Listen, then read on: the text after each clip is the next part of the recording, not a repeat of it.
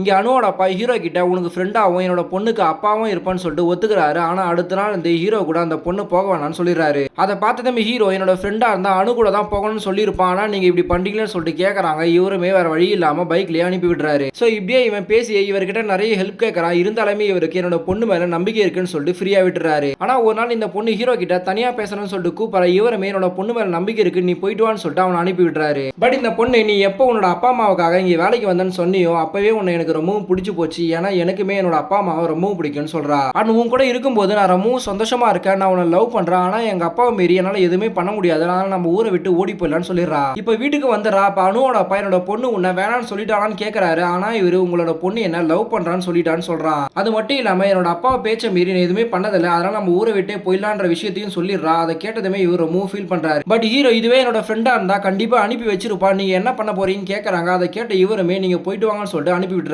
Then next day காலையில் எழுந்ததுமே coffee குடிச்சிட்டு இருக்காரு. எப்படி இவங்க ரெண்டு பேரும் போயிருப்பாங்கன்னு சொல்லி நினைச்சிட்டு இருக்காரு. பார்த்தா அவங்க பொண்ணு பல்லு விளக்கிட்டே வெளியே வந்து நிற்கிறா. ஸோ இப்போ ஹீரோக்கு கால் பண்றாரு. அப்பதான் இவன் நான் மட்டும் உங்க ஃப்ரெண்டு கிடையாது, நீங்களும் என்னோட ஃப்ரெண்டு தான், ஒரு ஃப்ரெண்டுக்கு அவமானம் நான் மட்டும் பார்த்துக்கிட்டு சும்மா இருக்க மாட்டேன்னு சொல்லிட்டு தான் நான் கிளம்பிட்டேன்னு சொல்றான். தென் ரொம்ப நாள் கழிச்சு அனுவோட அப்பாவும் அம்மாவும் இவனை பார்க்க வராங்க. ஏன்னா நீ அணுவை வேணான்னு சொல்லிட்டு போயிட்டியேன்னு சொல்லிட்டு கேட்கறாங்க.